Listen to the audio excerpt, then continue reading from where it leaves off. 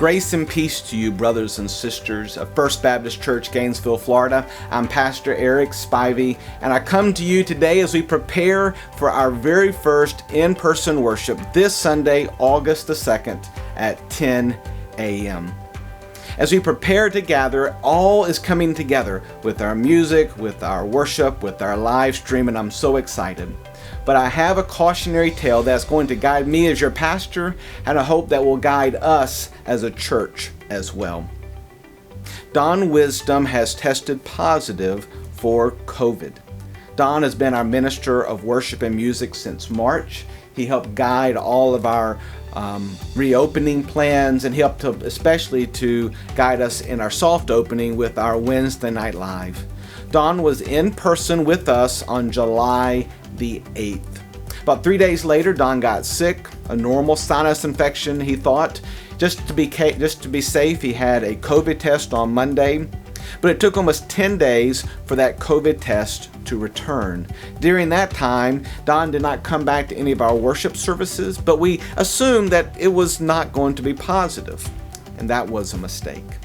When the test came back on July the 23rd, we sent an email and called all the participants of the July the 8th service. That's part of our plan, part of our contact tracing.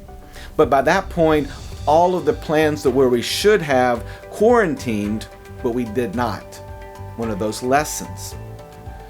Going forward, I want you to know first that Don is feeling much better. After his positive test, he got some medicine. He's been feeling much stronger, and we look forward to going through the process of helping him get back into worship that's safe for him and safe for us. But this process and this experience has brought several learnings for me as pastor, guiding us through this process, and hopefully that can guide us as a church as well. One of the first things that I've learned is that I will assume that if someone is sick, that they have COVID until they have a test that's to prove that they are negative. That means that will guide us in our quarantine, guide us in whether they come back into our staff or come back into our building or come back into worship, and that's important. The second thing I've learned is that most of the people who are going to come into our worship service, even though we do these procedures to guide you to make sure you're not sick,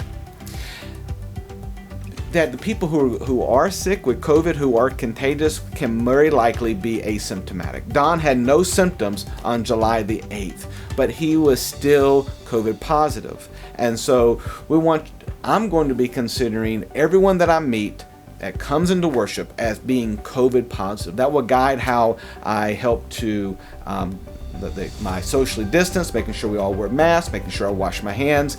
And I would ask that you do the same thing. If you come with that assumption that everyone, even all of your friends that you love have COVID when you're here at worship, that will guide you to make sure you keep safe distances when you are here.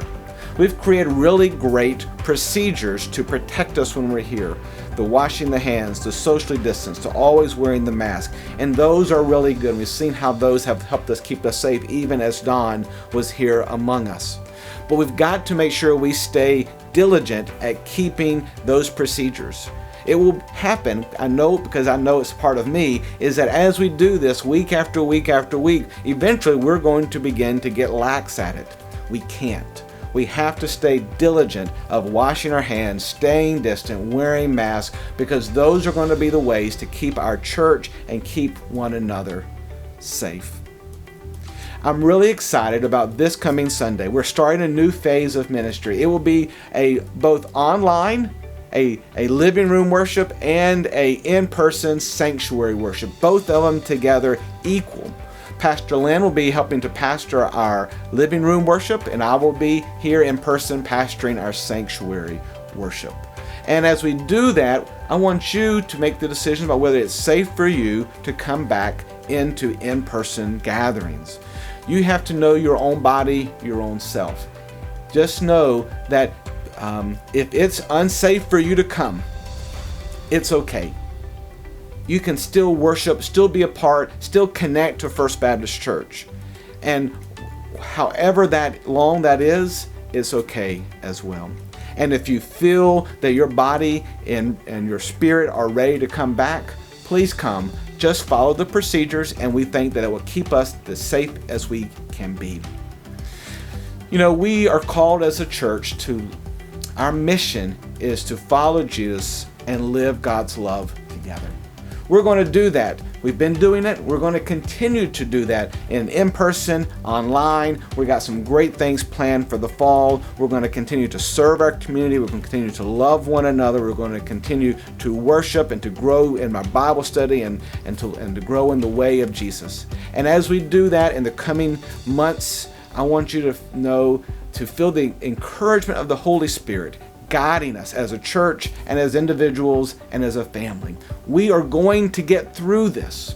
While we may not know all of the jigs and jags that may happen, where the changes we may have to take to keep us all safe, we do know that we will make it through this as we always have.